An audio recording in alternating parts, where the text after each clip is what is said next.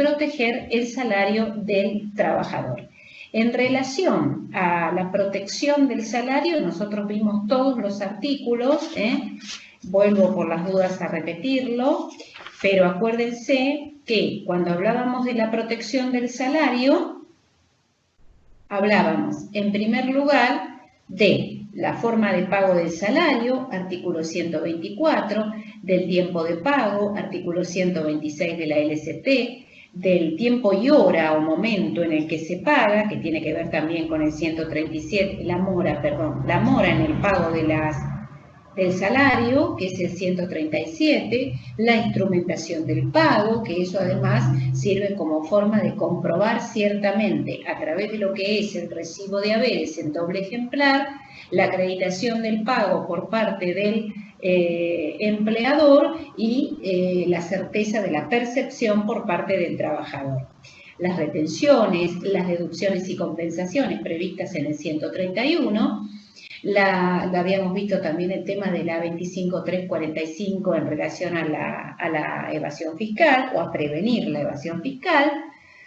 Y también habíamos visto concretamente, en estos artículos que acabo de mencionar, recuerden siempre que lo que se trata es de establecer parámetros seguros en lo que se refiere a la remuneración del trabajador. Después teníamos otros artículos de la LCT que se refieren concretamente a la protección de la remuneración del trabajador frente a sus propios acreedores. Y ahí nosotros tenemos el 120 de la LCT que define y protege el salario mínimo vital y móvil, y también el 147 de la LCT y el decreto 484 del año 1987, que es el que establecía los parámetros en relación al embargo del salario del trabajador, ¿sí? Todos estos artículos que vuelvo a mencionar son los que van a tener que tener presente para el estudio de este tema. Bueno, se habrán enterado también, a lo mejor algunos sí, otros no, que el martes a última hora, a ultimísima hora del día, después de nosotros haber dado la clase, ya se definió el salario mínimo vital y móvil en 29.120 pesos. Esto es comentario, lo que en definitiva, más allá de la fijación del nuevo salario mínimo vital y móvil, que va a abrir lo que significa ahora las comisiones paritarias conforme cada convenio colectivo de trabajo para poder aumentar los básicos, ciertamente decepciona un poco la fijación del salario mínimo vital y móvil, porque yo creo que es un salario que no alcanza a cubrir ni 10 días mínimo debe alcanzar 10, 12 días, digo, se me ocurre, ¿no?, de lo que es o se denominaría la canasta básica de familia, ¿no? Pero bueno, ese es el salario mínimo vital y móvil que tenemos a partir del martes pasado. Ustedes saben que esto ya lo habíamos explicado, esto lo hace el Consejo del Salario como organismo dependiente del Poder Ejecutivo, y ahora seguramente empezaremos a escuchar en base a esto, en base a esta, que para mí no es un aumento, sino que creo ya, y teniendo en cuenta como la caída, como la cuarta o quinta caída del salario, ¿no? Pero bueno, es lo que hay. Ahora empezaremos a escuchar las comisiones paritarias y los porcentajes en que se aumentarán los básicos de convenio colectivo de trabajo. Bueno, entonces, recordar en lo que se refiere a la protección de la remuneración del trabajador en relación a sus propios acreedores, artículos 120, 147 y el decreto 484/87. Profesora, yo tengo una duda con el artículo 147, lo estaba leyendo y se me armó un quilombo en mi cerebro. Porque viste que abajo de todo aparece derogado por, cambiado por, y en el libro dice que la ley número tanto incorporó un tercer párrafo. Entonces yo voy a esa ley y aparece el párrafo todo re lindo. Pero después en la LCT abajo me dice que el tercer párrafo fue agregado por una ley que es otra ley, después derogado por otra, y no sé qué tomar. Tipo, no sé si tomar ese tercer párrafo o no. Que ese tercer párrafo, si quiere, le digo de qué habla. Yo lo dejé marcado acá. Yo a lo que me estoy refiriendo, en el 147 estamos hablando, Sí, el 147, el 147 es la cuota de embargabilidad del salario, ¿sí? Que hace referencia al 484 de 1987. sí, también Eso lo leí en decreto. te cuenta. No sé a qué te referís. A ver, ¿qué es lo que te referís? Dice que la ley 27.320 añadió un tercer párrafo al artículo 147 que dice, para que te lo quiero resumir. No, espera un momentito. Vamos a leerlo el 147 porque Dale, las sí, porque remuneraciones debidas a los trabajadores serán inembargables en la proporción resultante de la aplicación del artículo 120, salvo por deudas alimentarias. Eso ya lo habíamos visto, ¿sí? sí. O sea, nosotros tenemos la preservación del salario mínimo vital y móvil. Este es inembargable. Y para embargar el salario del trabajador tenemos que tener en cuenta el 484 del año 87. Excepción que no se va a tener en cuenta en deudas alimentarias o litis expensas, en donde será el juez de familia el que decida, en función del salario del alimentante, cuál es el porcentaje que va a embargar, ¿sí? Ese primer párrafo dice Sí. esto. Lo que exceda este monto quedarán afectadas a embargo en la proporción que fije la reglamentación que dicte el Poder Ejecutivo Nacional, con la salvedad de las cuotas por alimentos o litis expensas, las que deberán ser fijadas dentro de los límites que permita la subsistencia del alimentante. A los fines de hacer operativas las previsiones contenidas en el presente artículo, la traba de cualquier embargo preventivo o ejecutivo que afecte el salario de los trabajadores se deberá instrumentar ante el empleador para que éste efectúe las retenciones que por derecho corresponden. Eso ya lo habíamos visto también. ¿Sí? No pudiéndose trabar embargos de ningún tipo sobre la cuenta sueldo. Trabado el embargo dentro de las 48 horas, el empleador deberá poner en conocimiento del trabajador la medida ordenada, debiendo entregar copia de la resolución judicial que lo ordene. ¿Hasta ahí estamos de acuerdo? Sí, ese era el tercer párrafo que tenía duda, porque en la LST de Infoleg no me aparece esa actualización. Entonces no sabía si iba o no. Me aparece hasta el segundo párrafo a mí, en Infoleg, por lo menos la que encontré yo. No te entiendo, no entiendo. Y en la LST de Internet de Infoleg, a mí me aparece solamente el artículo 147 de la LST, pero hasta el segundo párrafo. No me aparece el tercer párrafo. Y tampoco aparece abajo que se haya agregado por otra ley. Entonces, en el libro decía que se agregaba ese tercer párrafo y no sabía si considerarlo o no, pero ahí lo acaba de leer usted, así que supongo que sí. Sí, y la 27320, esa ley a la que vos te referías, es la que dispone que la cuenta sueldo es inembargable. Pero esa ley tiene que 147. Por eso, el 147 es claro, es lo que veníamos diciendo, pero bueno, lo vuelvo a repetir. ¿Se entendió bien? Porque es importante. ¿Por qué yo repito mucho todo el tema de remuneraciones y demás? Porque para ustedes es uno de los temas más importantes, todo lo que es remuneraciones. Porque eso después muchas veces impacta en la confección de los recibos de haberes. Ya van a ver después que cuando vayamos a la parte de extinción, van a ver que muchos procesos judiciales tienen su origen en lo que son las diferencias salariales. Y muchas veces las diferencias salariales que se reclaman ante la justicia tienen que ver con haber confeccionado mal los rubros que integraban esos recibos de haberes. Por eso es necesario, ustedes saben que por lo general son liquidadores o contadores los que hacen estos recibos, es importante en la confección de los recibos de haberes tener en cuenta todos estos ítems, absolutamente todos. El básico, todos los rubros adicionales, deducciones, retenciones, cómo se liquidan las horas suplementarias, porque eso es importantísimo para después evitarle problemas al empleador. Incluso con el tema de las horas suplementarias, a veces son los propios liquidadores los que hacen los problemas, ¿no? No hay ninguna multa ni nada que castigue una confección de un recibo de haberes que no es correcta.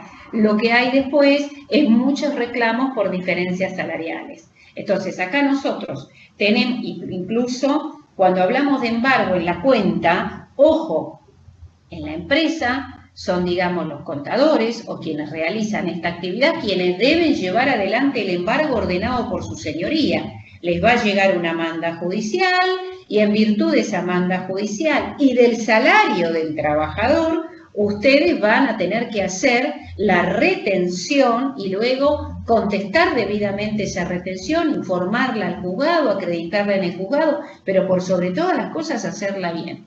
¿Se entiende? Por eso la parte de remuneraciones es importante. Y saber, y también es importante lo que había dicho anteriormente con respecto a la protección de la remuneración, teniendo en cuenta la característica de su intangibilidad. Es decir, el trabajador no puede pedir constantemente adelantos de recibos de haberes que importen, digamos, cobrar todo su sueldo antes de lo previsto legalmente. Solamente pueden pedir como adelanto el 50% de la remuneración que cobrarían en ese mes en curso. Además, otra cosa que debe también estar muy presente en la confección de los recibos de haberes y que no siempre está, es la determinación del convenio colectivo de trabajo con que se rige. Eso también es importante y en muchos no está. Bueno, ahora vamos a ver, por último, como para cerrar este tema, la protección respecto de los acreedores del empleador. Y ahí vamos a tener el concurso y vamos a tener la quiebra. Estos dos procesos concursales de carácter universal que pueden de alguna manera afectar la integridad del salario. Entonces, la ley establece, porque no hay otro que lo establezca, y así también lo dice la ley de contrato de trabajo, los privilegios se establecen por ley. Y puntualmente, en materia de procesos concursales, como son el concurso y la quiebra, los trabajadores son privilegiados, ya sea privilegiados en forma especial o general o especial y general. En un concurso preventivo, la naturaleza de ese concurso preventivo es esencialmente la posibilidad que tiene el deudor de poder sanear las deudas de la empresa o las deudas que éste tuviera, porque el concurso no es solamente una persona jurídica, también puede ser una persona humana, porque justamente son sujetos concursables la persona jurídica, la persona humana, las sociedades con participación estatal mayoritaria, el patrimonio del causante y los bienes de deudores los bienes de deudores que estuvieran domiciliados en el extranjero, pero que los bienes estuvieran acá en el territorio de la República Argentina, y también pueden concursarse los incapaces a través de sus representantes legales. O sea, esos serían los sujetos concursables que establece la 24.522. Pero ciertamente, y si se trata de una persona jurídica o también de una persona humana que actúa en forma unipersonal en su empresa, obviamente eso va a traer daños colaterales a los trabajadores en relación a lo que estos van a percibir o a su salario o si, por ejemplo, hay juicios, indemnizaciones que pagar. Entonces, en el concurso preventivo, el deudor administra sus bienes y está imposibilitado de disponer. Por eso, si el concurso preventivo se hable, el deudor va a estar inhibido para disponer de sus bienes. Pero ciertamente el trabajador que se convertirá en un acreedor privilegiado podrá verificar su crédito a efectos de recibir el pronto pago, como así lo dice la ley de contrato de trabajo e incluso la 24.522, el derecho del pronto pago del trabajador a cobrar, pueden ser sus salarios atrasados o también indemnizaciones que el empleador le deba. Ahora, una cosa es el concurso preventivo y otra cosa es cuando o pasamos directamente a una quiebra o se ha pedido directamente la quiebra del deudor o él mismo lo ha solicitado.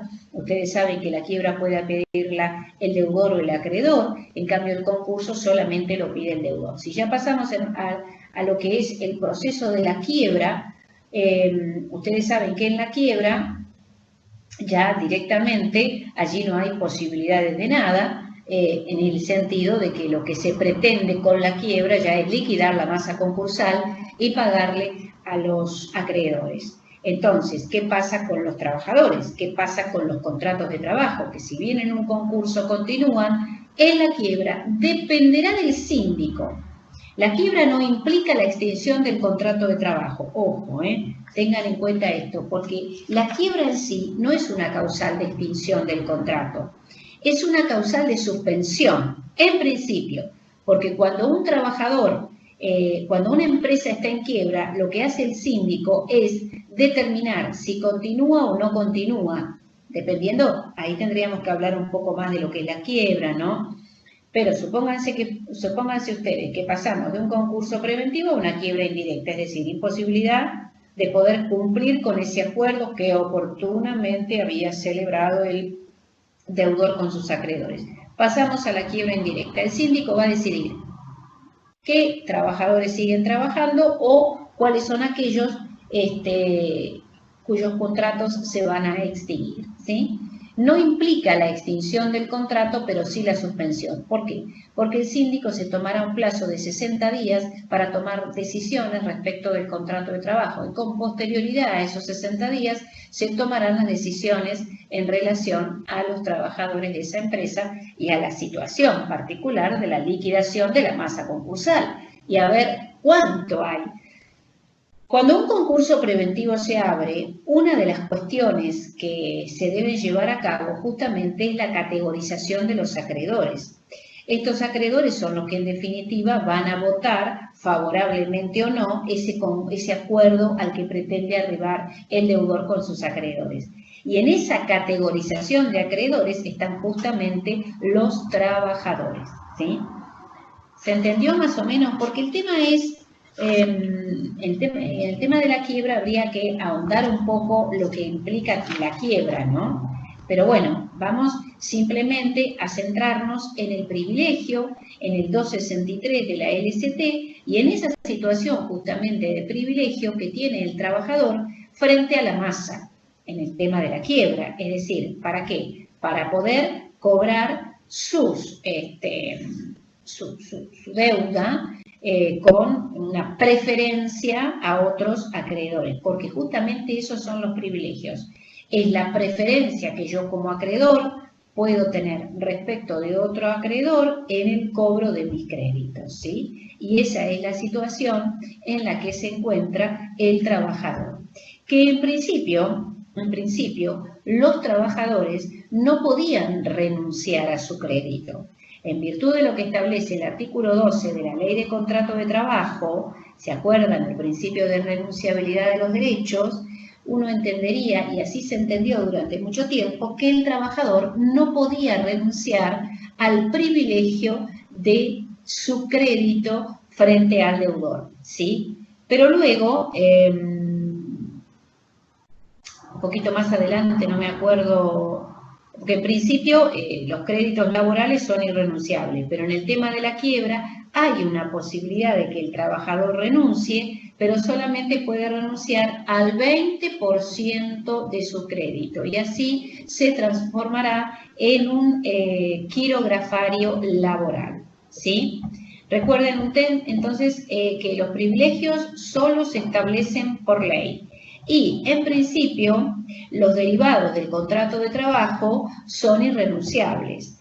Pero hay un artículo, creo que era el 43, creo, si mal no recuerdo, de la 24.522, la Ley de Concursos y Quiebra, que es el que se refiere a la posibilidad de que el trabajador renuncie a este privilegio, pero solo en el 20%.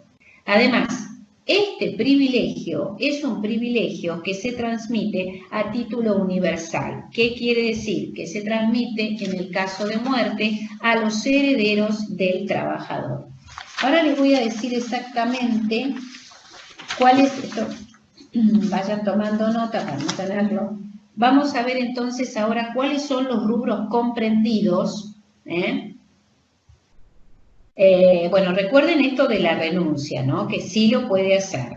Deberá hacerlo por escrito, deberá hacerlo ante el juez del concurso y cumplir todos los requisitos formales, ¿sí? Ahora, Eso lo hace durante lo que se denomina el plazo de exclusividad en la quiebra, que es el momento en que se verifican los créditos, se categorizan los acreedores. Pero bueno, lo que nosotros más tenemos que tener en cuenta es lo que se refiere exclusivamente al ámbito del derecho del trabajo.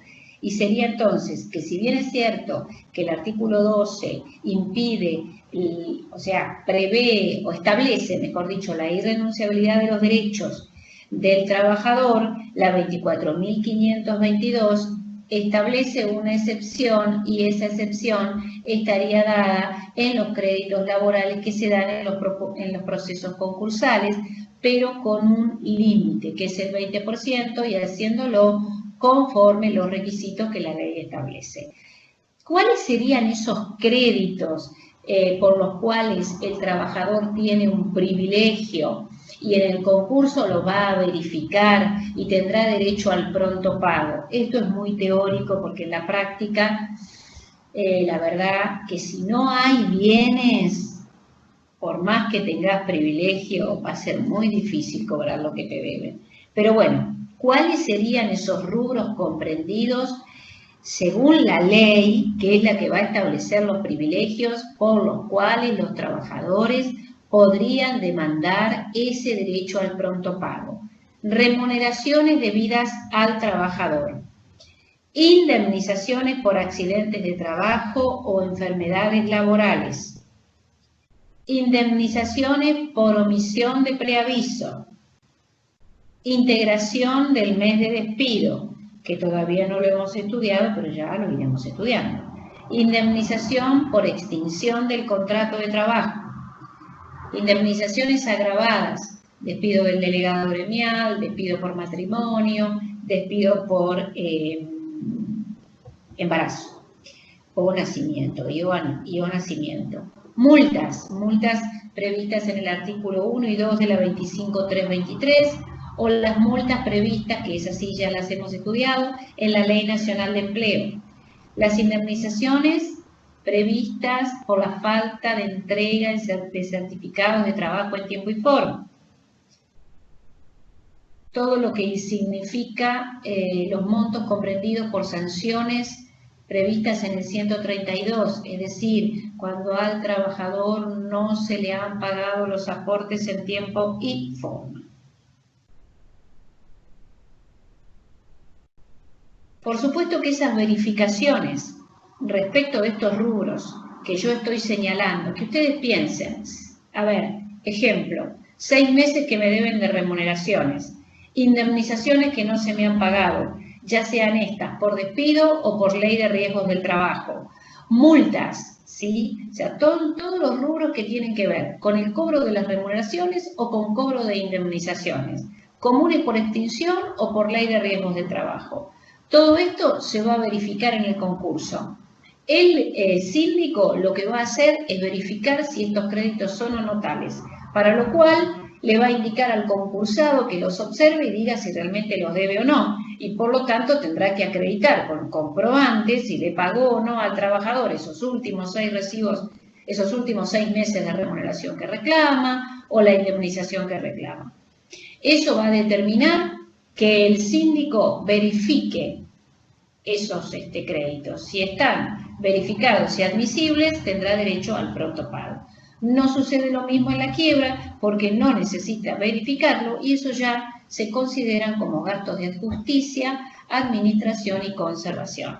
El pago de indemnizaciones y remuneraciones, siempre y cuando se puedan llevar adelante esos pagos. Ustedes saben que la quiebra es esencialmente liquidación de los bienes que constituían el patrimonio del fallido.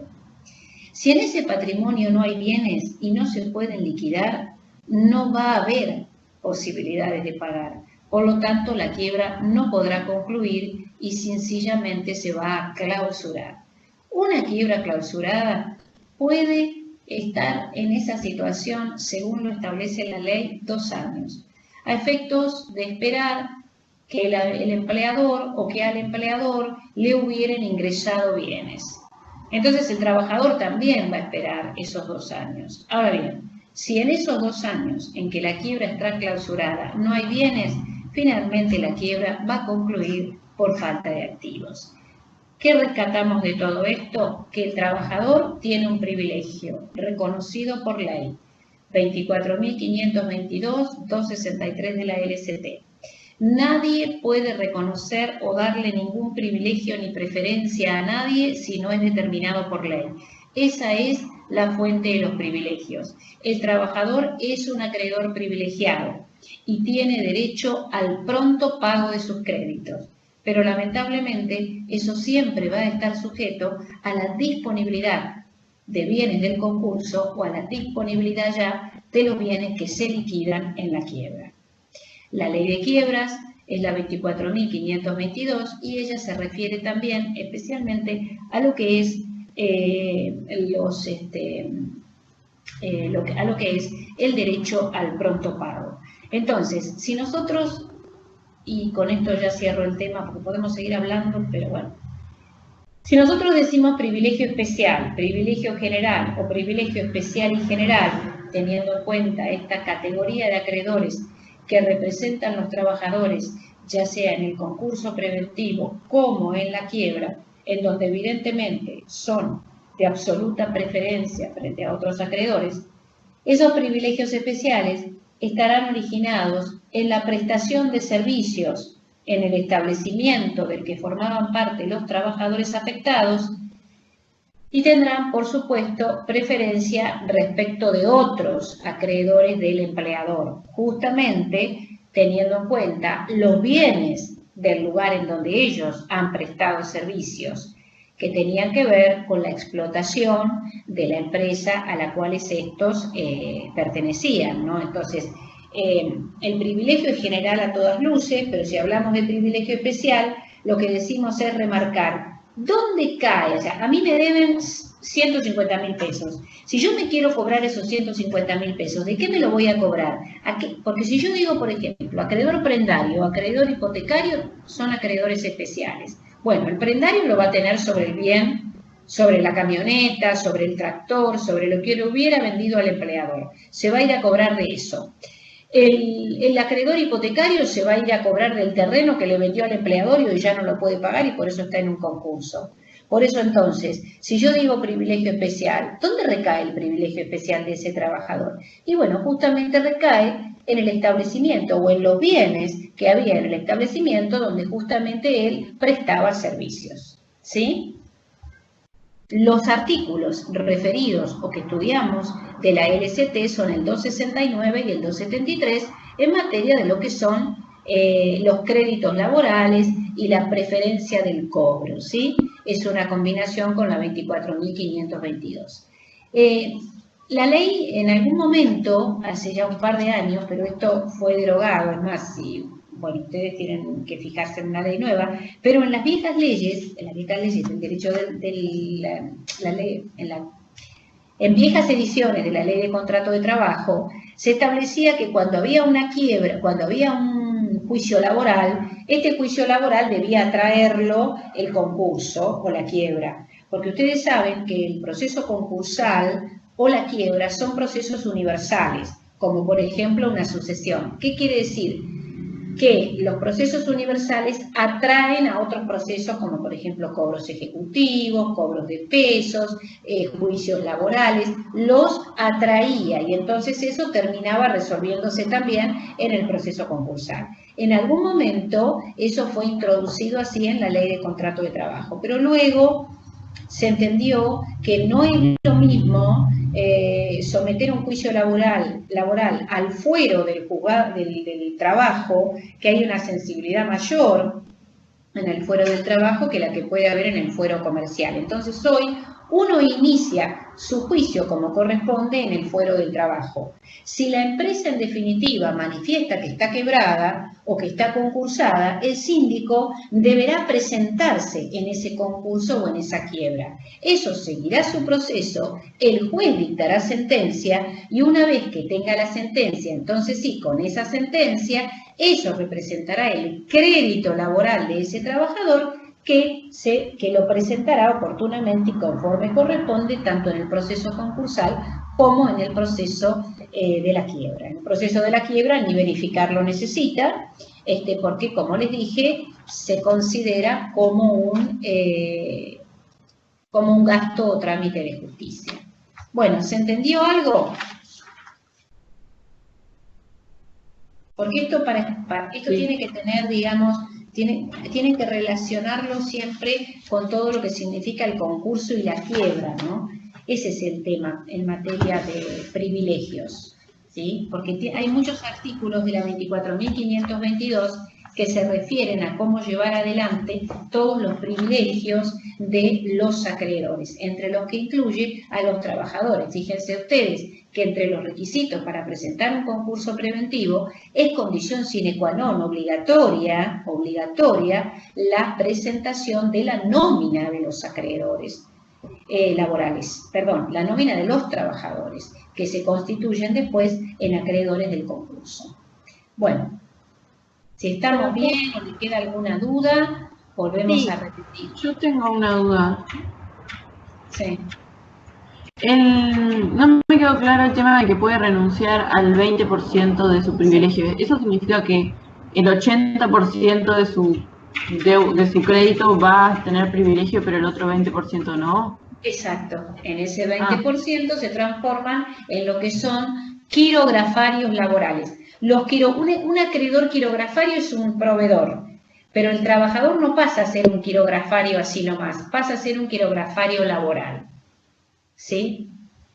Eso antes no se podía hacer, ¿eh? Eso fue reconocido por la 24.522, dejándole al trabajador la voluntad de decidir. Pero eso, tengan en cuenta que un trabajador no puede renunciar a sus créditos laborales, no puede renunciar a su remuneración. Ahí está el artículo 12. ¿Cuáles son las excepciones? Esta de la 24.522. Y otra excepción que tiene el artículo 12, lo traigo a colación a ver si lo recuerdan, es el artículo 15, que se refiere a los acuerdos conciliatorios que celebran los trabajadores con los empleadores, y esos acuerdos conciliatorios deben ser también homologados por el Ministerio de Trabajo, deben representar una justa composición de valores, y si yo quisiera decirles, bueno, a ver, explicarles en lo real cuánto implica una justa composición de valores, les diría que hoy, bueno, hoy ya es todo un lío, ¿no? Pero como están las cosas, pero cuando en el año 2019 nosotros celebrábamos acuerdos de carácter voluntario por despidos entre trabajador y empleador, el Ministerio de Trabajo exigía para homologar esos acuerdos y darle validez que ese acuerdo o ese monto a que se arribara, fundado en el artículo 15 de la LST, tuviera como mínimo, porque de ahí en más el empleador puede pagarle al trabajador lo que quiera, ¿no? Pero como mínimo el reconocimiento del 70% de la indemnización que al trabajador le correspondía de su antigüedad. ¿Se entiende? O sea, para alcanzar esa justa composición de valores que requiere la LST en su artículo 15 y que junto con esta excepción de la 24.522 son una excepción al principio de irrenunciabilidad del artículo 12. ¿Sí? Sí, gracias. ¿Puedo preguntar algo? Sí. ¿Por qué un trabajador renunciaría a ese 20%? ¿Por un acuerdo? No. Podría ser. Porque... Podría ser, pero también muchas veces esto no sucede en una quiebra. Por eso digo, hay un montón de cosas más para hablar de muy interesante. Todo lo que es concursos y quiebras es realmente muy interesante, pero bueno, yo supongo que ustedes lo tienen que haber visto en la materia y cuando la hagan, ojalá que les toque un buen profesor, porque es una linda materia, complicada pero linda. Esto sucede mucho más en los concursos, porque muchas veces es una posibilidad de mantener en pie la empresa. No es cooperativa, pero muchas veces, yo que en algunos concursos he formado parte de algunos concursos, lo cierto es que, a ver, son decisiones que yo como trabajador puedo tomar, es un privilegio que se establece, es un privilegio que está en la ley, es no un privilegio, sino una posibilidad del trabajador que está en la ley. se hace o no se hace. Eso es preguntarnos por qué lo haría un trabajador, ya dependerá de... Él lo puede hacer, que es lo que nosotros tenemos que aprender en esta materia. ¿Que lo han hecho? Sí, sobre todo en materia de concurso. Porque, ojo, sí, en materia de concurso, en materia de quiebra, hoy, porque también es cierto que los plazos que se establecen en los procesos concursales, ya sea concurso preventivo o quiebra, son plazos que la verdad, el plazo de verificación de créditos es de 120 días, pero después tenemos muchas más verificaciones tardías. No sé si alguno de ustedes como ha hecho o trabaja, a lo mejor trabaja en algún estudio que hace concursos y quiebras. Hoy hay empresas que están trabajando y están en pequeñas quiebras o en concursos que han superado ampliamente los plazos establecidos en la ley. Yo creo que OCA todavía sigue en quiebra.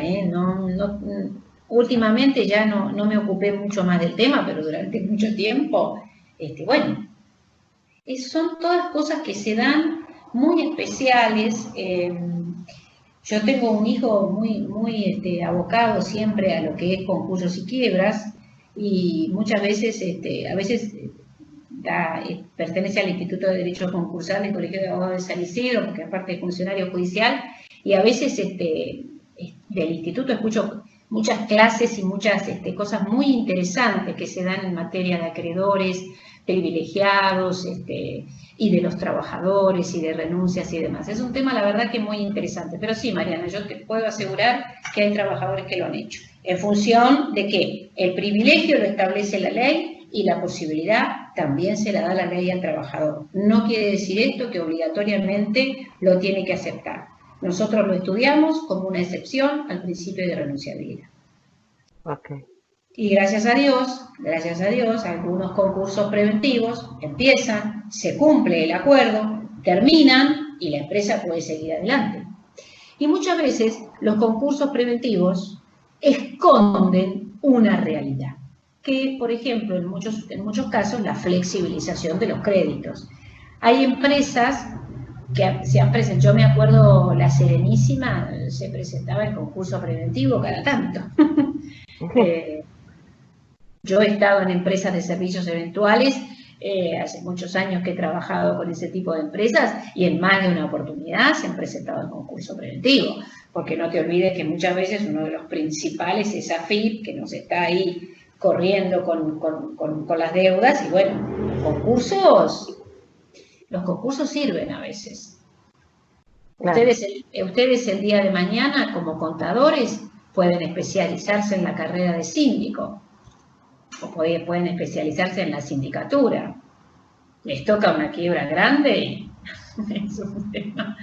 es muy interesante concursos y quiebras.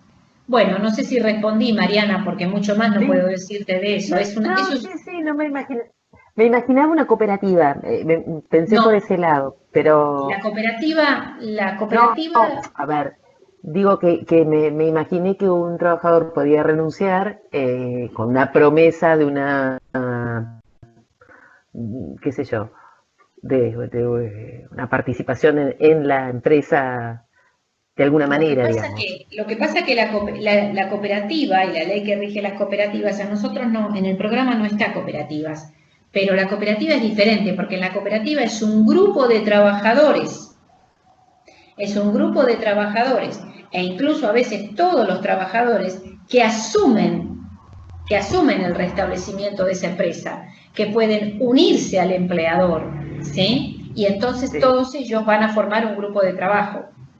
Lo que pasa es que hay que tener mucho cuidado con las cooperativas, porque muchas veces detrás de las cooperativas se establecen, o hay, digamos, verdaderas empresas y trabajadores que utilizan la figura de la cooperativa en fraude a la ley laboral y para perjudicar a los trabajadores.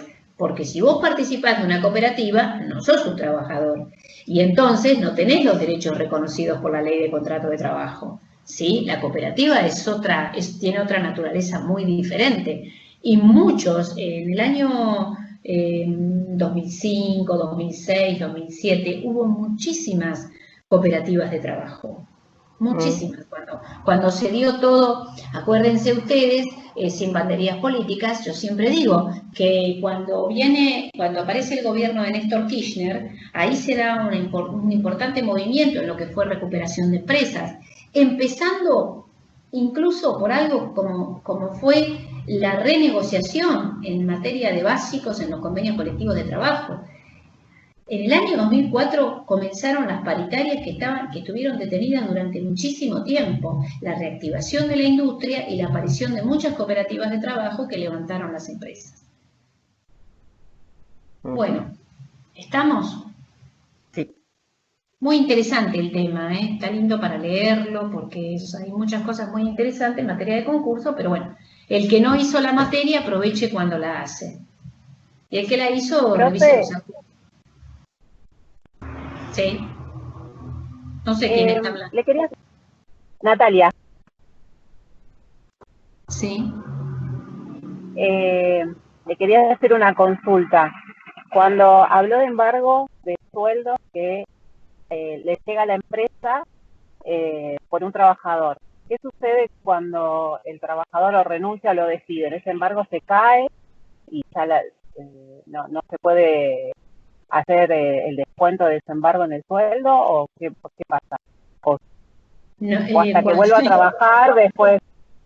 Lo lamento mucho por la persona que estaba recibiendo ese dinero, pero la manda judicial llega. Si el trabajador está trabajando, el empleador deberá confeccionar el recibo y en el recibo deberá descontar el embargo ordenado por su señoría y depositarlo en la cuenta que ha ordenado su señoría.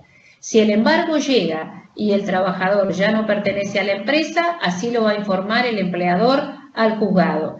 Y si por cualquier circunstancia que fuera, ya sea por la propia renuncia del trabajador o por cualquier causa de extinción del contrato, no llegare a pertenecer a la empresa, ya no se va a hacer más el descuento.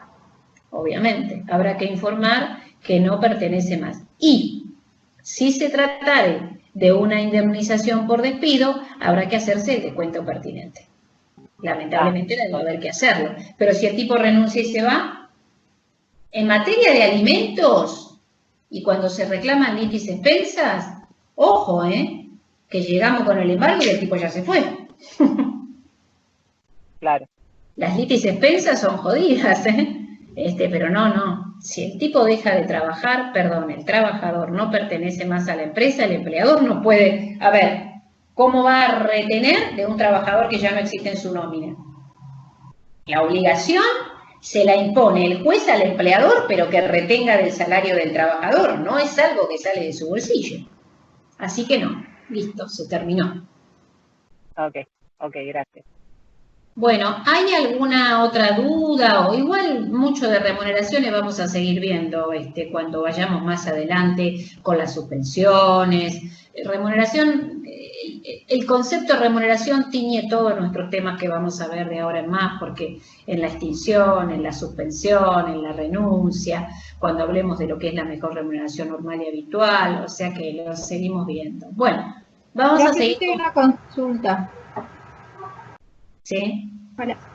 Sí, como no me quedó claro el tema de que el embargo, o sea, cuando el empleador da la quiebra y como que si tiene otros bienes, por ejemplo, si tiene un auto, eso no, el empleador no puede reclamar sobre ese bien.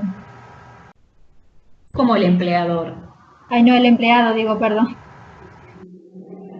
Sí, el trabajador tiene privilegios sobre todo lo que hay en la empresa. No sé si ese, por ejemplo, a ver, cuando una persona se presenta en concurso, persona jurídica, la empresa, no la persona humana, la persona jurídica tiene su patrimonio. Respecto de ese patrimonio, el trabajador tendrá un privilegio especial y un privilegio general sobre los bienes que lo conforman. El especial, bueno, se refiere justamente a la prestación de servicios que éste hubiera hecho en el establecimiento donde trabajaba y a los bienes que allí estuviera. Pero si la empresa tiene cualquier otro bien, también puede el trabajador exigir que se le pague respecto de esos bienes, porque para eso decimos que tiene privilegio especial y general. Entonces, de todo lo que pertenezca a la empresa, el trabajador tiene privilegio o preferencia de cobro respecto de otros acreedores. Si tenemos un hipotecario, un prendario, un acreedor laboral y tenemos a los proveedores, por ejemplo, esos van a ir a la cola. Primero se van a cobrar todos los demás y después los otros a la cola, digamos. ¿Sí? El trabajador tiene privilegio especial y general. O sea que puede cobrar de donde tenga posibilidad de cobrar, porque y además tiene derecho al pronto pago, que se le pague rápido, porque es un crédito alimentario para él. Claro, de cualquier bien que tenga la persona, ya sea jurídica o... Lo que pasa es que en el caso de la persona humana, el concurso, a ver, lo que pasa es que son temas demasiado complejos. Supónganse ustedes que yo tengo un deudor, tengo un deudor. Yo soy acreedor de una persona que me debe a mí 7 u 8 millones de pesos, por decir un número. Yo tengo una sentencia que este señor me debe, intereses, todo lo que... ¿Yo le puedo pedir la quiebra a esa persona? Sí, yo le pido la quiebra. La persona entonces su señoría va a verificar, yo voy a abrir el proceso de la quiebra como acreedor, voy a verificar el crédito, todo bárbaro, pero la pregunta es, si ese señor a quien yo le estoy reclamando mi crédito no tiene bienes y yo le pido la quiebra, es una estigmatización, nada más, porque no voy a cobrar un mango. ¿Quedó claro lo que quise decir? Si no hay plata, más que en el caso que tuviera... ¿Cómo? En el caso de que tuviera bienes, el trabajador se puede cobrar de cualquier bien de esa persona física. Por supuesto. Genial. Eso desde ya. Pero si no hay, ese es el tema. Yo te puedo pedir la quiebra, pero si no... O sea, por eso el concurso lo pide solo el deudor, que ante esa situación o esa impotencia de poder cumplir con sus deudas, dice, a ver, voy a pedir un concurso, voy a reunir a todos mis acreedores, voy a abrir el proceso y voy a tratar de arreglar con cada uno de ellos. Es como si vos tenés 5 amigos a los que les debes 50.000 pesos, a uno 30.000, 40.000, es como los reunís y le vas diciendo, a ver, yo te voy a pagar con esto, yo te voy a pagar con esto, a ver, vos me lo aceptás, vos no me lo aceptás. El que pide su concurso pondrá por un lado los acreedores privilegiados, los trabajadores, los acreedores quirografarios o comunes o los proveedores de su empresa, y estos van a votar o aceptar de alguna manera este acuerdo que este señor le proponga. Si se acuerda favorablemente, va a caminar con ese acuerdo y les va a ir pagando. Si alguno de ellos vota en contra, el acuerdo se cae y pasamos a la quiebra indirecta. Y en la quiebra indirecta vamos a liquidar todo lo que tenía este buen hombre. Los que tendrán preferencia al cobro se van a ir cobrando. Pero, a ver, van a tener que verificar de alguna manera o haber verificado en el concurso. Puede ser que haya alguno que tenga una sentencia que el empleador no se la pagó y no se entere, y cuando llega con su sentencia a la quiebra ya se liquidaron los bienes y ya cobraron otros anteriormente. Es un tema, ustedes tienen solamente que tener en cuenta ahora para esta materia o para nosotros la preferencia, el privilegio, de dónde surge, que tienen derecho al pronto pago, cómo es o sobre qué recae su privilegio especial. Pero bueno, es un tema muy amplio, muy amplio. Imagínense, cuando yo estudiaba esta materia en la Facultad de Derecho, era anual. Se dividía una parte en papeles de comercio y la otra concretamente en lo que eran concursos y quiebras. Así que imagínense, ahora no, ahora todo es cuatrimestral, es para matarse, pero bueno. Bueno, igual cuando ustedes tengan dudas, preguntan, yo les pido por favor que lean porque si no... Bueno, ahora vamos a ver la jornada de trabajo. En cuanto a la jornada de trabajo, vamos a tener como fuentes de regulación de jornada, vamos a tener artículo 14 bis, porque allí lo vimos, ¿no? La jornada de trabajo limitada, ¿verdad? Después tenemos una vieja ley, que es la 11.544, reglamentada con el decreto 16.115 del año 33. Esta es una de las leyes más viejas, junto, por ejemplo, con la ley de accidentes de tránsito, accidentes de trabajo, de tránsito, la 9688. Son estas leyes muy viejas y anteriores a la 2744, que es del año 1976. O sea que lo que nosotros vamos a estudiar o tener en cuenta en relación a este tema en particular es 14 bis, 11.544, ley de jornada uniforme para todo el país, porque es ley de fondo, y la 2744. ¿Qué quiero decir cuando es uniforme la 11.544 y de fondo? Quiere decir que esta ley es una ley dictada por el Congreso de la Nación Argentina que se aplica en todo el territorio de la República. Ninguna provincia de la ciudad argentina, ni tampoco la ciudad autónoma de Buenos Aires, que está muy rezongona en estos tiempos, puede aplicar una jornada de trabajo diferente de la que establece la 11.544. Bueno, ¿eso es un decreto? ¿El 16.115 era un decreto?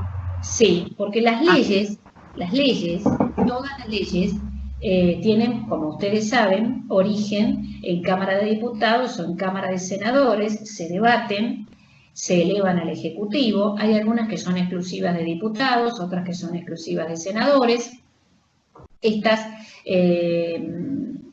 leyes, una vez que se aprueban, no me voy a poner a explicarle todo el proceso de formación de la ley porque me van a echar, pero cuando se debate en el Congreso una ley, diputados y senadores la debaten, se ponen de acuerdo, la suben al Ejecutivo. El Ejecutivo, como ustedes saben, tiene dos posibilidades, o la vota o la veta, ¿sí? Supongamos que sigue su camino y la vota.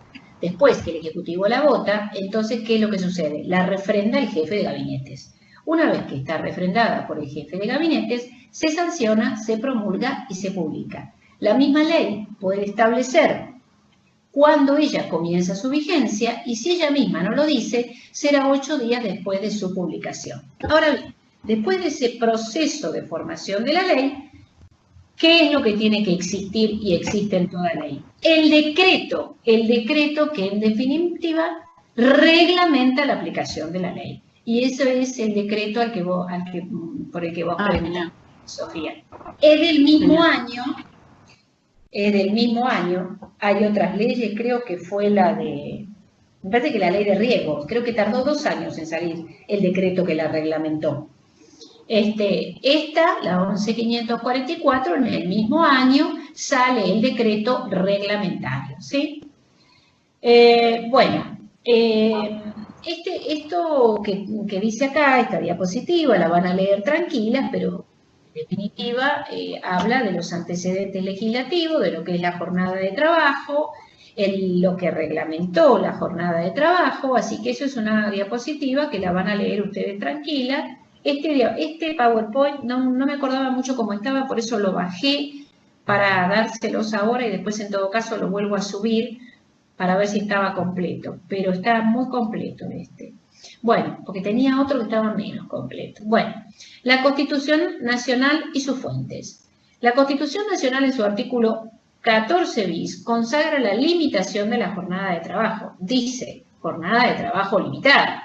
Sin embargo, ya desde comienzos del siglo y como eco de diversas convenciones internacionales, como fue la primera conferencia de la OIT en 1919, Convención de Versalles, parte tercera, hubo varios proyectos legislativos, entonces, la 11726, que propiciaban la reducción de la jornada de trabajo a 8 horas diarias, no solo para la industria, sino también para el comercio. Esto sigue con la diapositiva anterior, que les cuenta un poco, porque ustedes fíjense que la jornada de trabajo, ¿qué nos dice la Constitución? Que debe ser limitada, pero no establece de cuánto tiempo debe ser esa jornada de trabajo. Llevó mucho tiempo determinar cuál era el límite de la jornada de trabajo, que como ustedes saben, tenía que ver fundamentalmente con la salud y con el aspecto psicofísico del trabajador, ¿no? Bueno, acá tenemos jornada y descanso, Constitución Nacional. No es posible en nuestra legislación hablar de jornada de trabajo sin considerar el descanso del trabajador.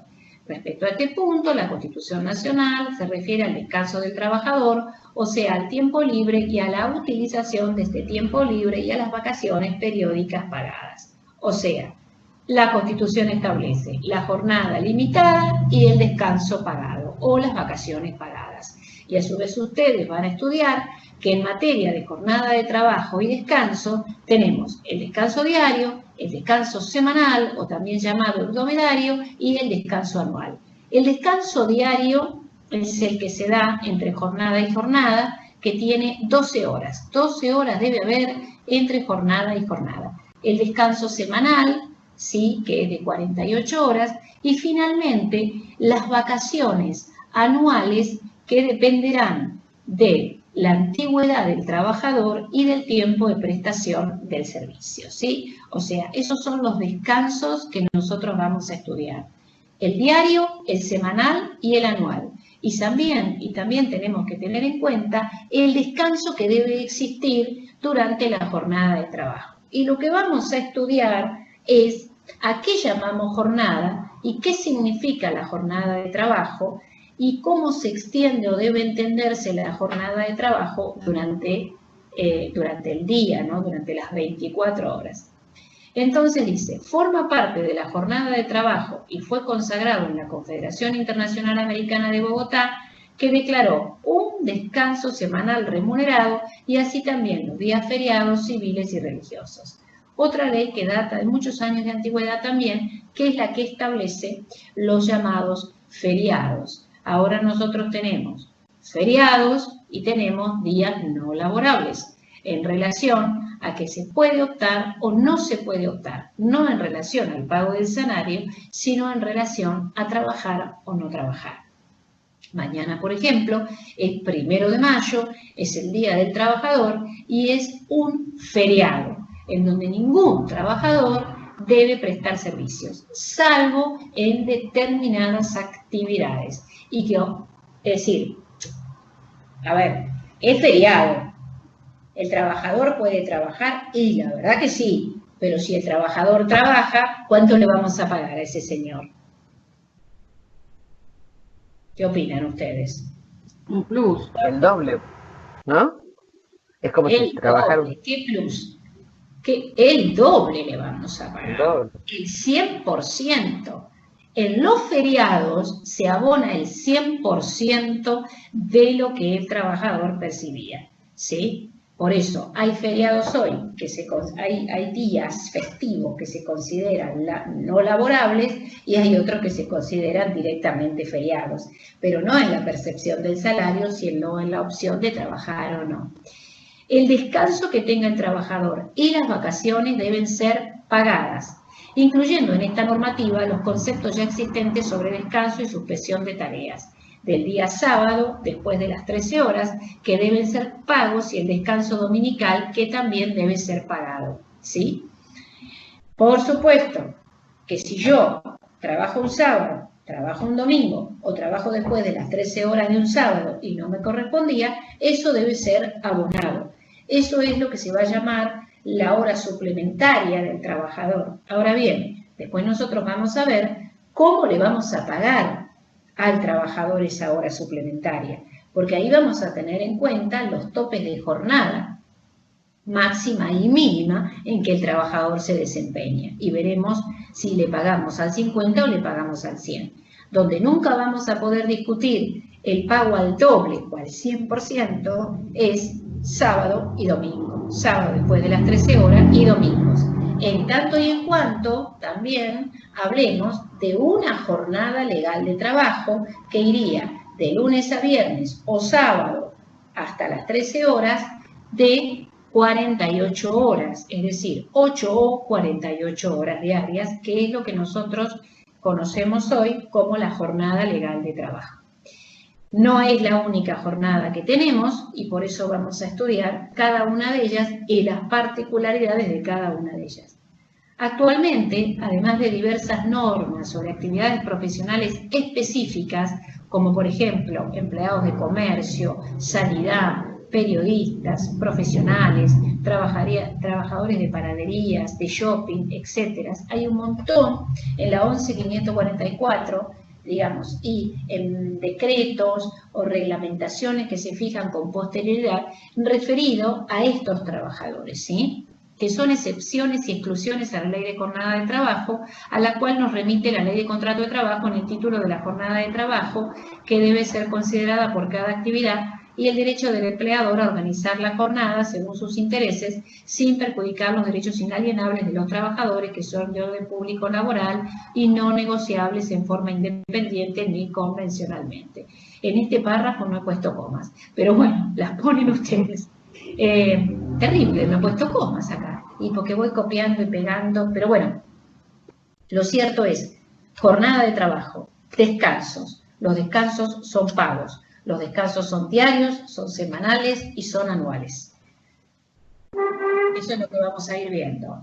Acá tienen la 11.544, ¿no? Que mira, de septiembre del 29 fue. Acá está en el artículo primero de la 11.544, dice que la duración del trabajo no podrá exceder de 8 horas diarias o 48 horas semanales para toda persona ocupada por cuenta ajena en explotaciones públicas o privadas. Esto está reflejado después en el artículo 196. En la determinación de la jornada. El 196 es el de la LCT. El 196 es el de la LCT.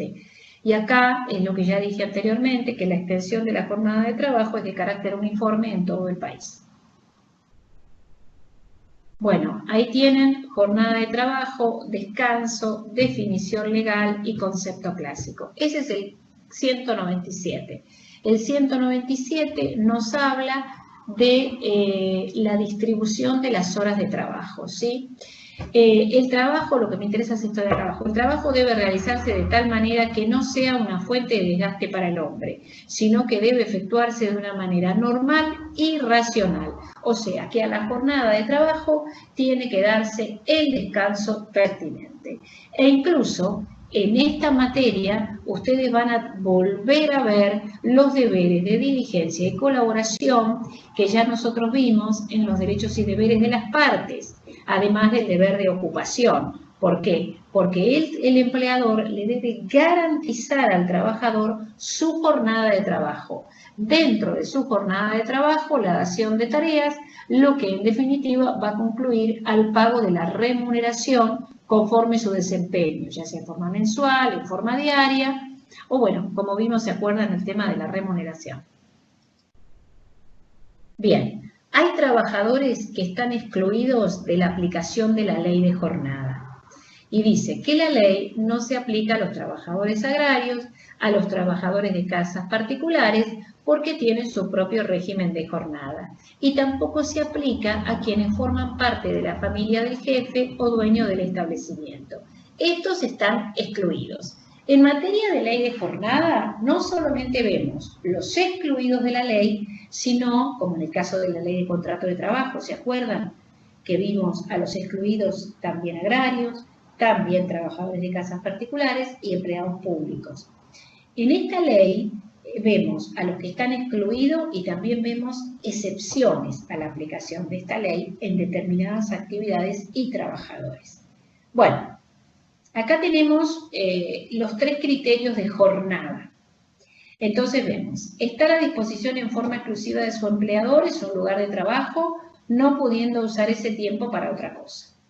Integran la jornada los periodos de inactividad dentro del establecimiento y fuera de él. Lo integran los descansos semanales e incluye el tempus in itinere. El in itinere es el que tiene que ver con el camino que recorre el trabajador desde su casa al trabajo y desde el trabajo a su casa. Ese tiempo está considerado dentro de la jornada de trabajo a punto tal, y como vamos a estudiar más adelante, que incluso las aseguradoras de riesgos de trabajo cubren los accidentes in itineres, en tanto y cuanto el trabajador tenga un determinado camino pautado entre su casa y el trabajo y entre el trabajo y su casa y no se desvíe del mismo. Y si se desviara, deberá expresarle los motivos de su desvío al empleador debidamente acreditado para que el empleador o para que la RT, por ejemplo, pueda cubrir un accidente in itinere, porque en ese tiempo también se considera o estaría considerado dentro de la jornada de trabajo. Y por último, dependencia en sentido amplio. Ya no importa el hecho de estar a disposición dentro o fuera del establecimiento, se cumple una tarea en un tiempo preestablecido, en tanto se cumple la tarea encomendada. Lo que nosotros manejamos es la segunda, el segundo criterio en relación a jornada. Bueno, la doctrina mayoritaria distingue además 3 criterios para diferenciar una jornada de otra en función de la base legislativa. Y acá tenemos legal o reglamentaria, que es el tiempo fijado por la ley, la nominal, que es exclusivamente el tiempo en el cual el trabajador está a disposición del empleador. Y por último, el efectivo, que es el tiempo prestado en forma concreta.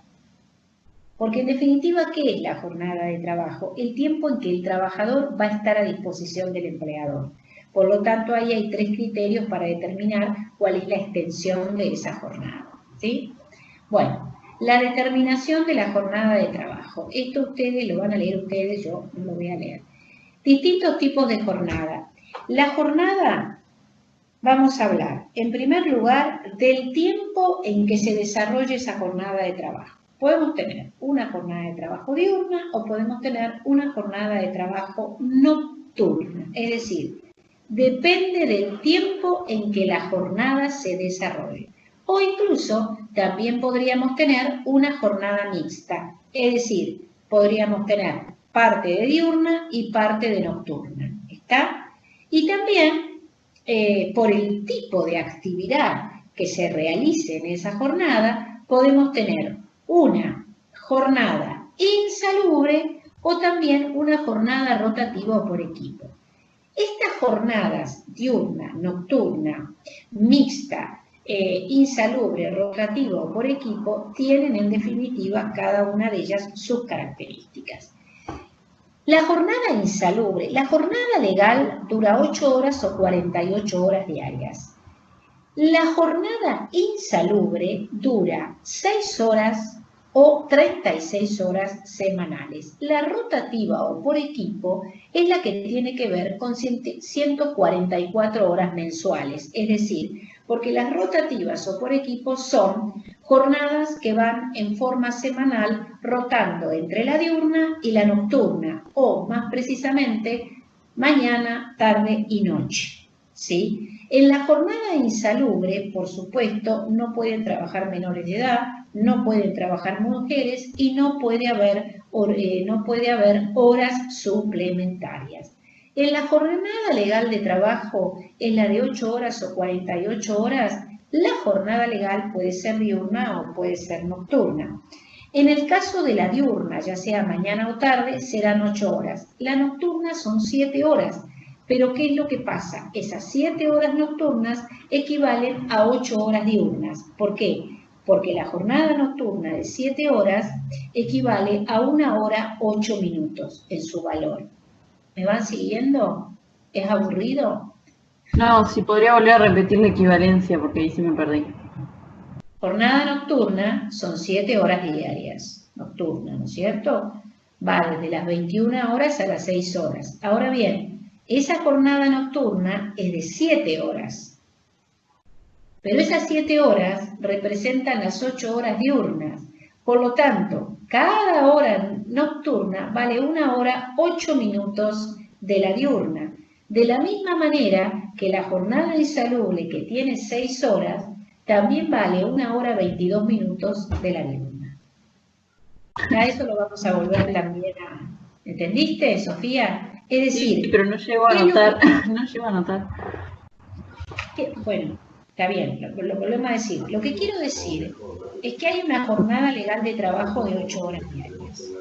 Hay otro tipo de jornadas que tienen menor tiempo horario, pero es igual en el valor a la legal. Por eso digo que en la nocturna tenemos 7 horas, pero es su equivalente a las 8 horas diurnas. Entonces decimos que cada hora nocturna vale 1 hora 8 minutos. Profesora, Sí. una pregunta. ¿Por qué 1 hora 22 vale como si fuera 1 hora 22 si antes, para el primer parcial, cuando estudiamos para el primer parcial, la hora extra, cuando trabajaba 1 hora extra, podía salir 30 minutos antes? No entiendo Hola. la pregunta, no. Yo cuando hablo de ¿Por, una por qué hora, ahora, por qué ahora son 22 minutos más, entiendo? pero porque la jornada insalubre tiene 6 horas. Sí, Entonces sí, decimos, para que esa jornada insalubre, porque, a ver, en la nocturna tiene 7 horas, pero representan las 8 horas de la jornada diurna. sí. Entonces, el valor de la hora nocturna es 1 hora 8 minutos de la diurna. Ah, ok, El ok. valor, Ahora el entendí. valor. El tipo labura 7 horas y en la Sí, insalubre labura 6 horas, pero no le voy a pagar el valor de 6 horas, le voy a pagar el valor de 1 hora 22 minutos de la jornada legal de trabajo. ¿Me expliqué? perfecto. Sí, ahora sí. Por ahí a veces lo digo mal. Lo que pasa No, es no, que no, no. Lo que pasa es los que yo lo pensé viernes en son tiempo y era en terribles. plata. No, Yo lo no, pensé es plata, es en plata. No es que plata. el tipo va a Ahí está. laburar. No, pero los Ta, ta, viernes, ta. imagínense, doy clase a la mañana, doy clase a la tarde y ya la lengua, la No, no, no, cabeza, no. todo. ¿Se Profesora, le entiende? hago otra pregunta. La jornada por equipo, ¿dijo que eran 144 horas mensuales o no te cualquier Sí, cosa? sí, Ah, genial. mensuales son. Y en el insalubre, 1 hora 22 minutos son Es el igual a valor, 1 hora de insalubre, digamos. es el valor, la hora de la jornada legal. Sí, La genial. insalubre no nos va a traer mucho problema porque en la insalubre no tenemos horas suplementarias, no tenemos nada. La insalubre es más tranquila. En la insalubridad lo único que tenemos que recordar respecto de la jornada insalubre es que la insalubridad tiene que ver en relación a la actividad, nada más que a la actividad, que no se declara per se, es decir, esto no quiere decir que el empleador va a abrir una empresa y va a decir, che, esta actividad que yo voy a realizar es insalubre, por lo tanto vamos a aplicar la jornada de trabajo insalubre y nos vamos a regir. No, la insalubridad está referida a la actividad y la declara un inspector del Ministerio de Trabajo, que se va a personar en la empresa pertinente y va a determinar, primero, si se puede salvar la insalubridad con, con determinados elementos de seguridad, en fin, con lo que pueda ser necesario para que esto no sea una actividad insalubre. Si eso no se puede lograr, entonces no va a declarar insalubre, pero lo declara el Ministerio de Trabajo. Por ejemplo, en la industria del vidrio. La industria del vidrio es una actividad insalubre.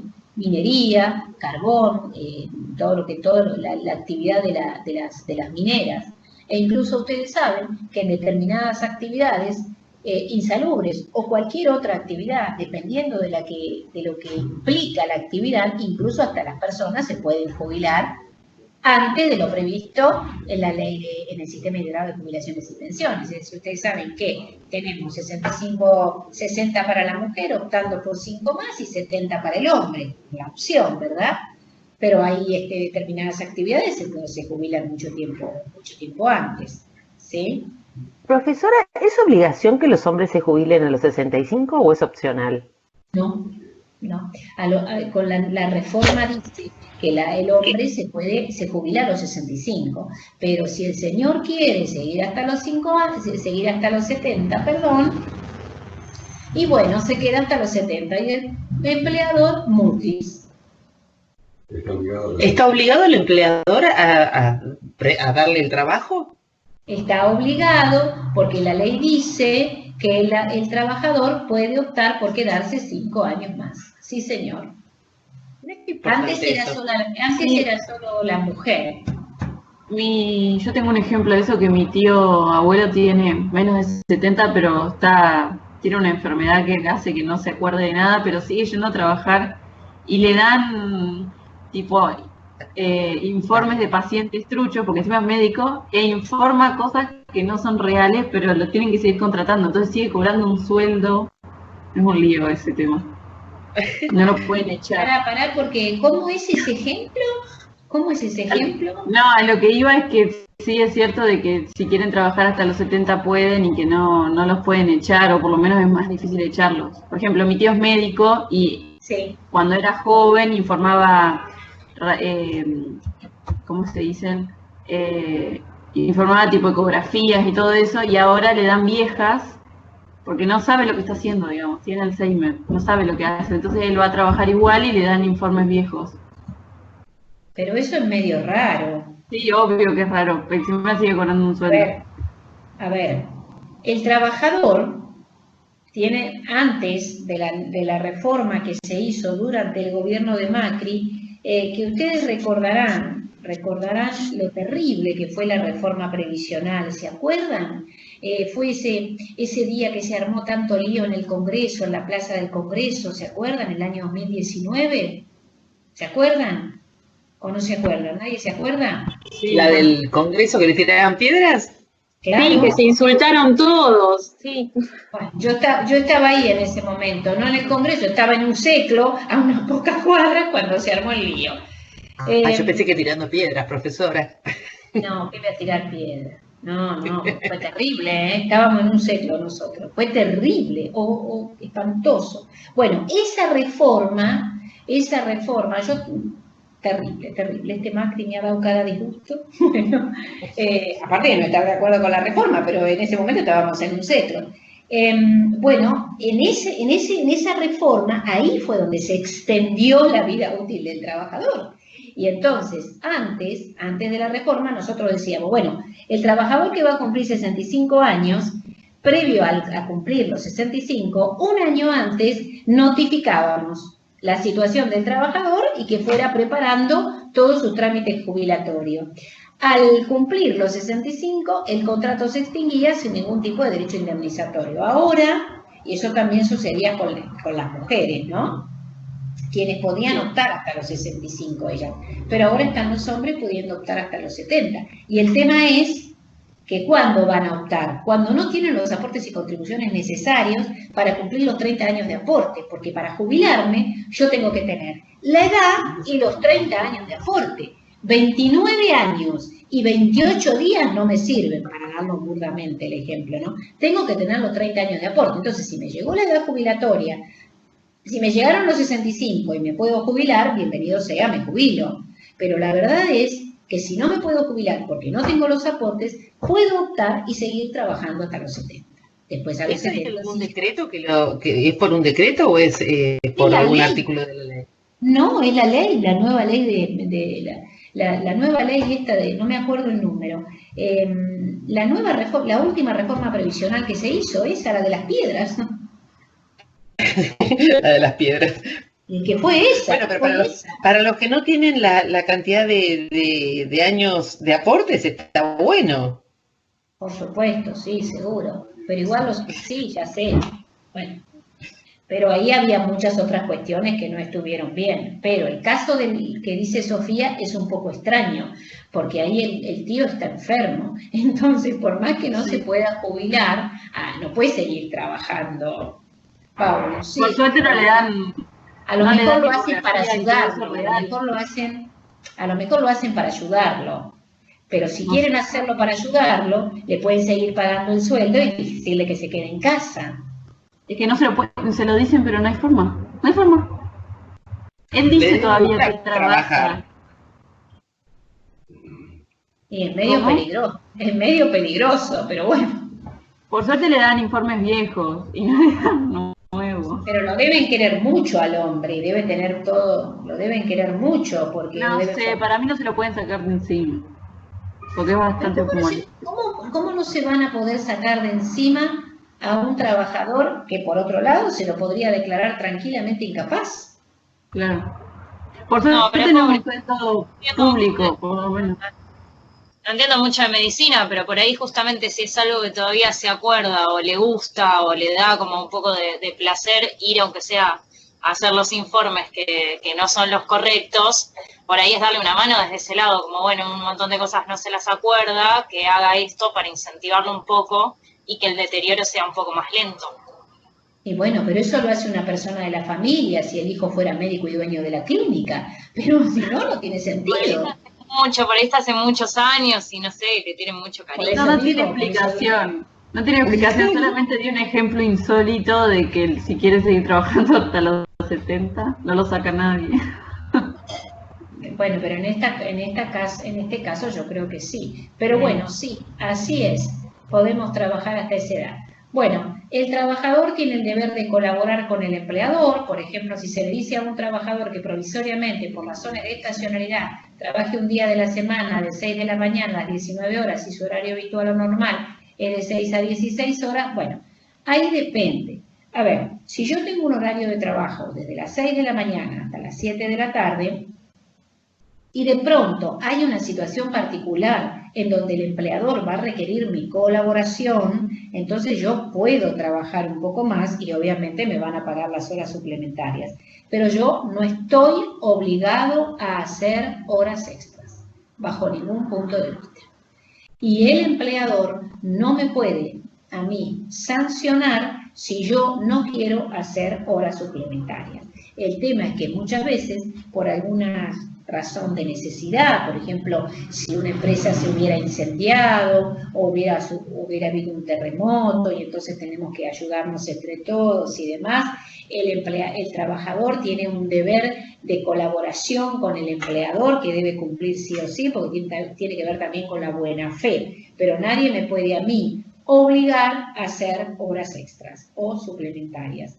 Esas horas que excedan el horario normal de ese trabajador le crean un perjuicio que, como es provisorio y está dentro de la facultad de la organización de administración del empresario y se lo compensa con el pago de adicionales por el deber del trabajador de colaborar con el empleador, estaría dentro de los límites del ius variandi, si fueran horas que se trabajan por una vez y por tiempo y que se compensen económicamente.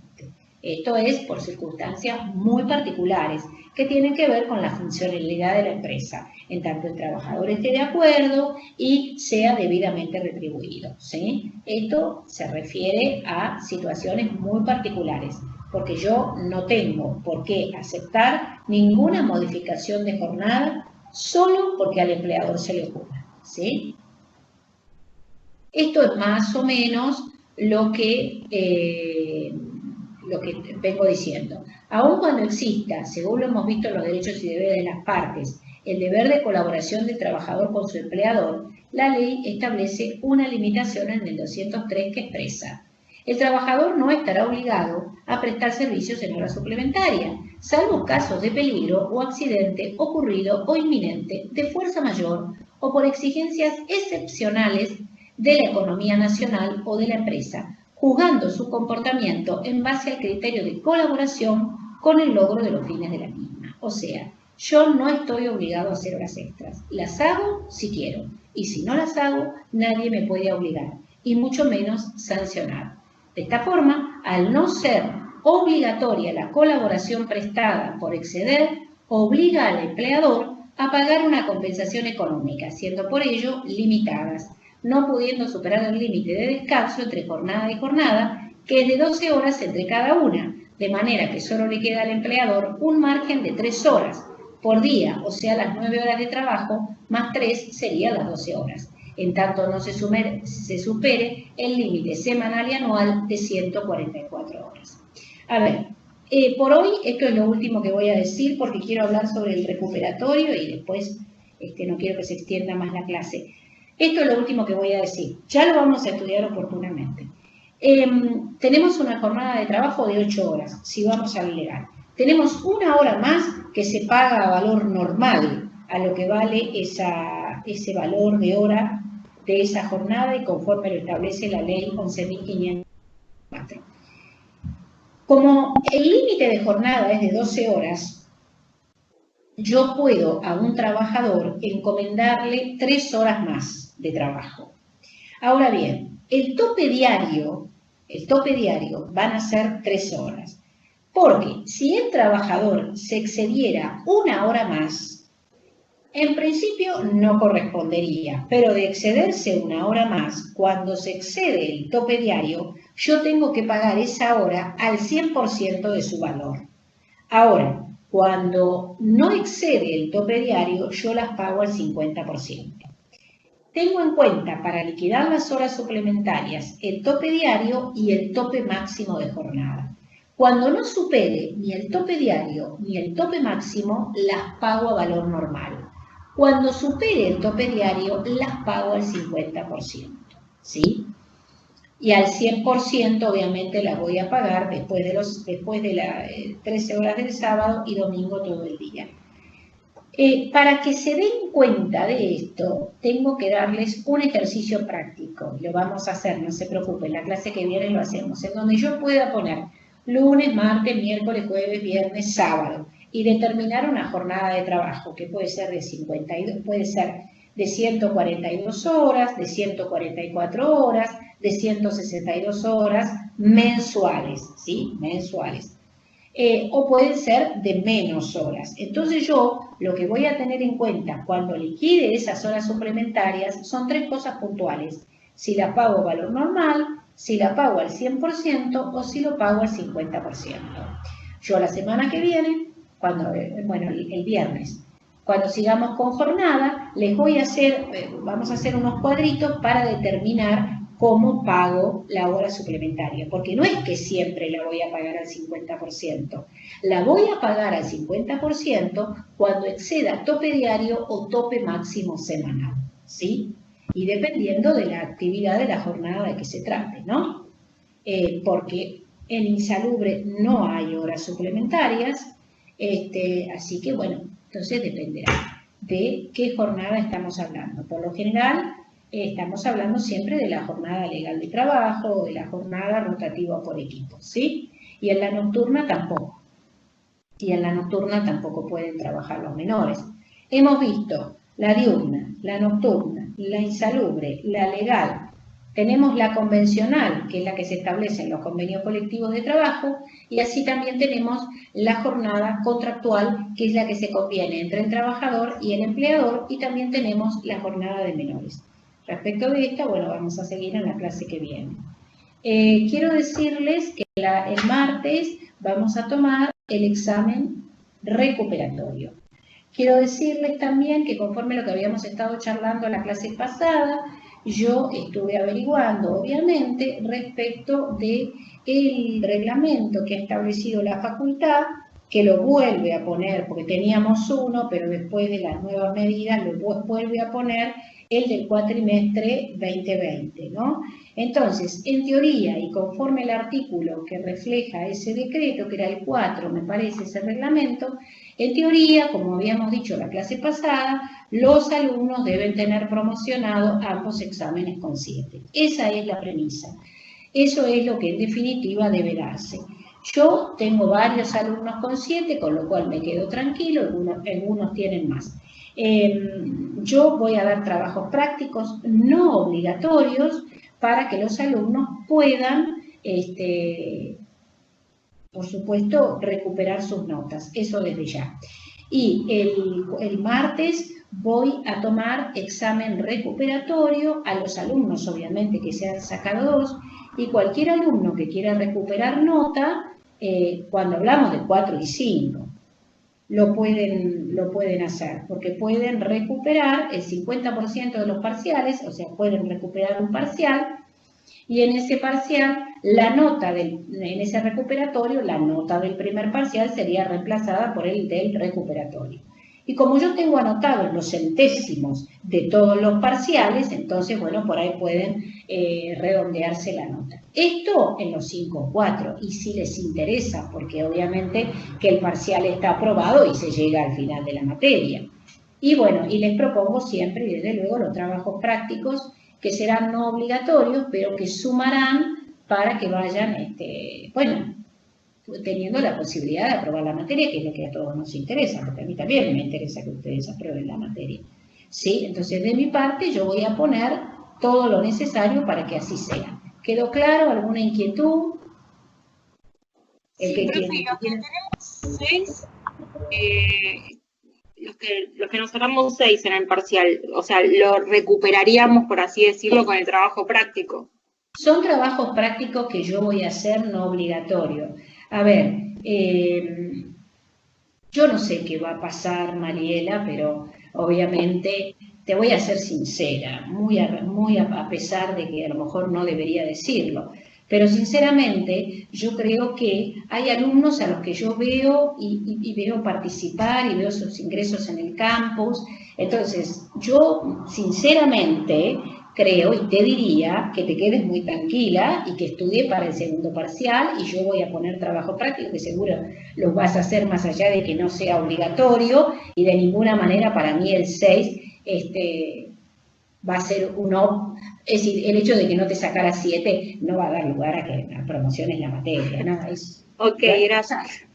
Hay cosas que no, chicos, hay cosas que uno tiene que, y aparte yo me he corregido los exámenes, los tengo a todos corregidos, y bien, uno tiene que fijarse en que el 3,99 no es 4, pero bueno, si uno va con ustedes haciendo el curso, vamos relacionándonos los martes, los viernes, van participando y demás, yo realmente creo que uno tiene que poner también parte de uno. Yo creo que el año pasado fue un año bastante difícil, los profesores se quejaban porque los alumnos no participaban, porque a veces no venían a su clase. Yo por eso pongo el link, me había olvidado, pongo el link, así veo las participaciones, traten de ingresar al campus también, para que la actividad se vea y nosotros podamos poner las notas que corresponden. Bueno, a ver. Los que se quieren ir, la clase de hoy terminó. Si alguno tiene alguna duda del recuperatorio o algo, acá me quedo para subsanar las dudas. Los que ya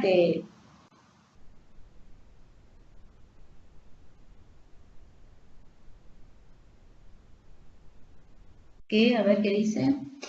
A ver, estoy leyendo. En tanto no se supere el límite semanal y anual. Es mensual, no anual. Por eso dije que este Power yo lo bajé para corregirlo y después cuando lo vuelva nuevamente a subir ya me voy a fijar en todas las diapositivas para hacer las correcciones pertinentes. Por eso lo bajé. Sí, no hay drama, era para ahora que lo estoy copiando. No, es límite mensual. Genial. Gracias. Bueno, los que se quieren ir, chicos, no hay problema, la clase terminó. Y los que tienen que recuperar, el examen recuperatorio va a ser escrito y son 4 preguntas teóricas. Si alguien quiere hacer alguna pregunta o algo, estoy acá, los escucho. ¿Alguien tiene algún interés? ¿Quiere preguntar algo? Gracias, profe. No, profesora, gracias. Hasta luego. Profe, una pregunta. Yo no tengo la nota del parcial, la clase pasada no pude asistir. No sé si las dio en la clase o fueron subidas al campus. Están en el campus. ¿Para qué te digo? Están en el campus. Perfecto. Sí, si no me fijo, pasa que la clase pasada, como no asistí, por ahí lo mencionaron ahí. Danila, espérate, no sé si no tenés un 6, esperame. ¿Cómo era, Danila, tu nombre? Sí, Moreira.